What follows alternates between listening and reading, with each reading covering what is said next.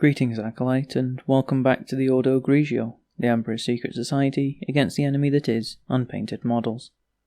Today we're painting an entire Turnip28 regiment in only 4 hours.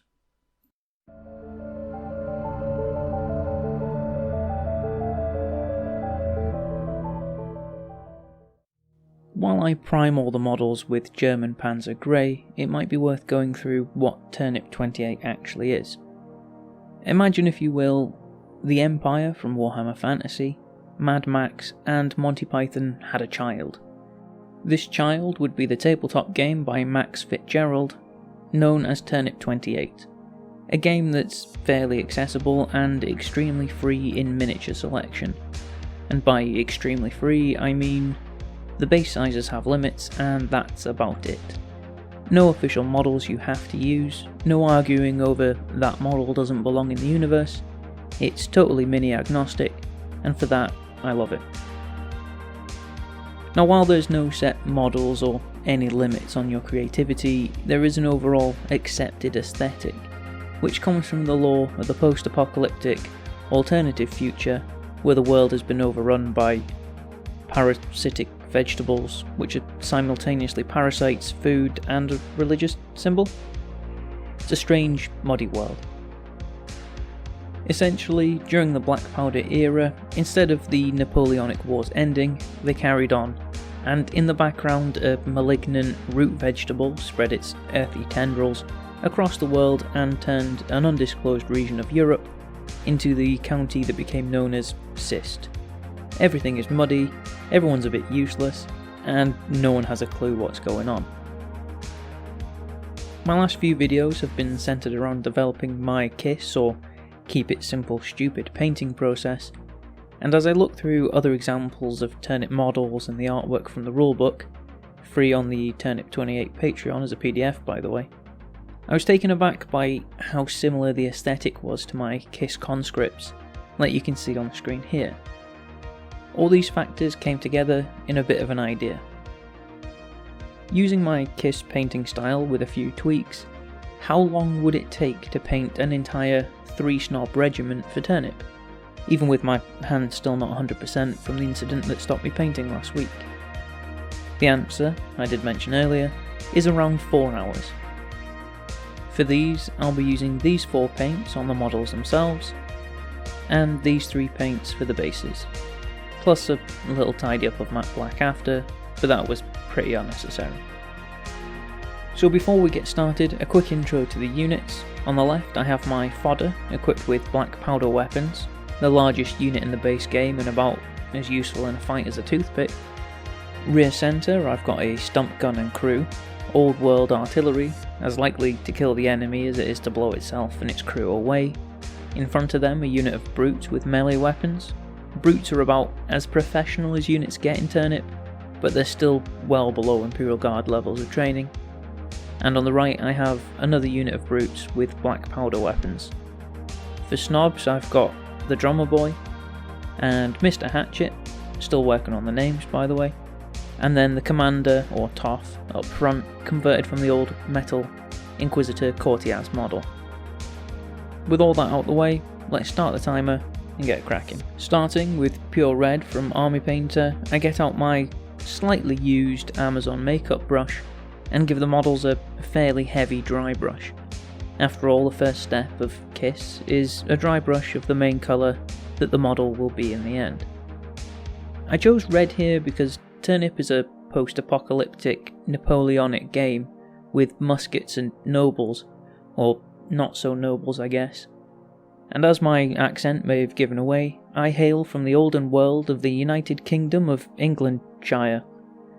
So how could I not paint these guys up and not include a nod to the old British red jackets that brought Napoleon to his knees?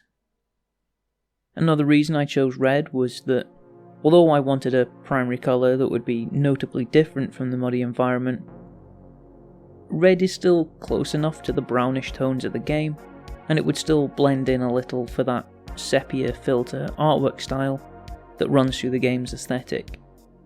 Which actually reminds me a lot of the old John Blanche 40k artwork, which I always loved when I was younger. So while I could go on a whole deep dive of Blanchetsu as a painting style and the Zone palette, I'm doing a close facsimile rather than that style, so I'll keep my inner art geek at bay for a little longer. Despite having possibly the most coverage of all the steps, this red Drybrush is one of, if not the quickest step in the entire process, and in under 20 minutes we have all the red down and can move on to the next step. Leather brown is next for the accent colour. This will be anything on the model that isn't red and won't be metallic in the end. This includes pouches, backpacks, books, flesh, musket stocks, trouser straps, boots, root vegetables, which isn't something I ever thought I'd be saying in a painting video. Normally, for an accent colour, I suggest going with something fairly contrasting, like the grey on the conscripts or the brown I applied to the grey guardsmen. However, sticking with the aesthetic, a nice warm brown would be visually distinct enough to be clearly different from a tabletop away, but similar enough that it holds on to the drab, washed out style I'm going for. And brown is generic enough a colour, it could be used for anything I wanted and still feel right. With this art style I was going for as well, coverage here wasn't the highest priority either. If red showed through, then step 4 would blend it together and hide the tiny imperfections. So I could just relax, listen to some terrible music, and lay some paint down.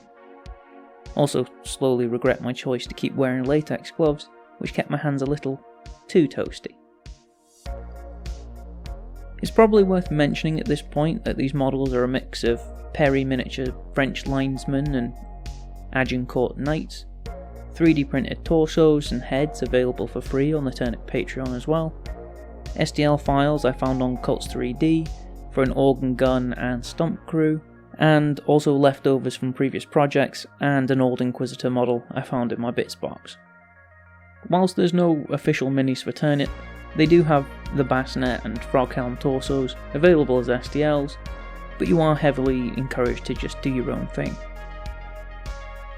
Despite being fairly cheap for the Perry miniatures, around £50 for 70 models between the two kits, they do have a lot of detail in them, so this step of adding in the accent colour across the details took a fair amount of time, patience and brush control. Especially when I have over 30 models to paint because I have poor self-control while I'm kit bashing and just keep going until I realise there's nothing left to build. By the time I finished getting the brown down, we're over an hour and a half into the painting, though already they're coming together how I wanted them to. Moving on to step 3 of the KISS method is a metallic, and I'm using gunmetal for this. Unsurprisingly, I'm going to use a metallic paint for all the, wait for it, metallics. This includes the breastplates and helmets, rifle barrels, random tools, melee weapons, and mostly just trying to avoid painting the grass sticking out of them with silver paint. As I've said in the other KISS videos on the Imperial Guard, metallic paint is a great, easy way to make the models stand out from their environment, as it naturally catches the light and adds its own shading to a certain degree. With these models being so down and dirty, or as someone I might know says, scuzzy, the metallics will help bring them up a bit and help them not get lost in the mud. In an ideal world where I wasn't looking to paint these models in a single sitting, like a normal person I guess, I would probably start these with a dark brown undercoat, add in random spots of orange for rust, and then dry brush up to the silver to give the metallics a nice rusty look, which would be in keeping with the lore of the world, where most of the equipment of war isn't freshly manufactured. Most of it is looted from the battlefields of days gone by, so unless you're a particularly wealthy toff or snob, it's likely you're not even in the first 100 owners of a weapon or piece of armour. However, in a miniature game where the creator themselves has said paint is optional for the Bristol TurnipCon event, I'd say 3.5 colour Tabletop KISS is plenty for these forlorn potato men. All in all, the metallics are done in just over an hour, bringing our total so far to just over 2.5 hours. Pretty decent for 30 soldiers and a cannon. Realistically, if you weren't going to base them or add any further steps, you could call it here and say you painted your regiment in around 5 minutes a model. Pretty good and much better than a lot of speed paint techniques I've seen, where 2 hours a model is considered fast. I digress. However, over the last few videos, there's been some suggestions, so step 4 is actually a viewer suggestion, adding a wash. Originally it was suggested on the Guardsman video by someone with a username I can't figure out how to pronounce, but the picture is a cool dog. The extra step of a dark wash over the metallics might be worth it. Which is why I'm now covering the entire model with strong tone from Army Painter. Whilst not a particularly dark wash, I think the brown would work better with these models given the overall muddy aesthetic, and it will help give the metal a more corroded feel.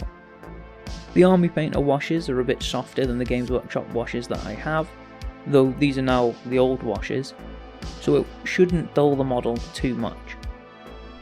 Overall, I think this is a definite improvement for the model, and whilst I could have just painted only the metallics with the wash, I decided to cover the whole model instead. For aesthetic reasons, not just so I didn't have to think about not covering anything. Honest. Either way, I leave this additional step as provisional in the KISS method, or at least optional. Not everyone will think the extra time investment is worth it, and if you don't think it's worth it with your models, you don't have to do it. After 50 minutes of washing models to make them look dirty, we have them ready for the next step, which is basing. I use ash grey to dry brush all the bases, not being too careful here, as any areas we hit with grey will be covered in the next step, and we'll just call weathering. Luckily, in the time it's taken to do the other steps, I had my dry brush drying out in front of a heater, so I'm not stuck with the paint streaking or anything like that. I could have skipped this step and gone straight onto the next one, doing the mud effect, however dry brushing the bases is fighting for the quickest step on a scheme, and adds a bit more visual interest in the finished base. So like the wash, I'll leave this as an optional extra, though it requires significantly less time than the wash. After around 13 minutes of dry brushing, I'd say the bases are ready for the next and final step. I mix dark wood speed paint and gloss varnish in a 50-50 mix and begin slapping this onto the bases. The mix of gloss and speed paint is why I spent the 13 minutes dry brushing the base. Speed paints are designed to flow into recesses similar to washes, but with a much stronger pigment, so adding in the pre-speed paint dry brush means the highlights will still show through, though heavily tinted by the speed paint, giving us a nice variance in the ground texture.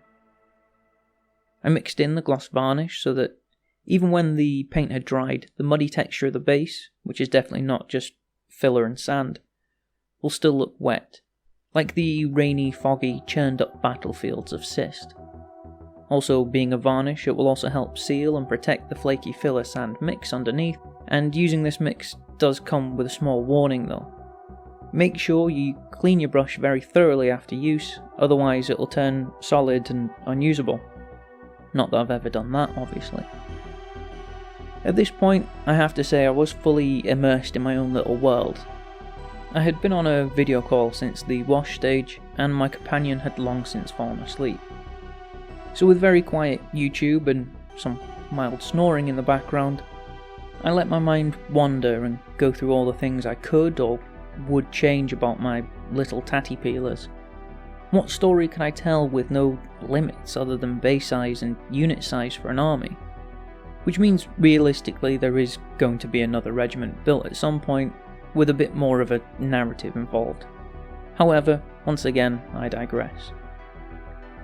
With one model left and around 15 seconds to go until the 4-hour mark, I slopped on paint like I never had before, determined to hit the 4-hour mark, and subsequently threw him down at exactly 4 hours. Which leaves us with these.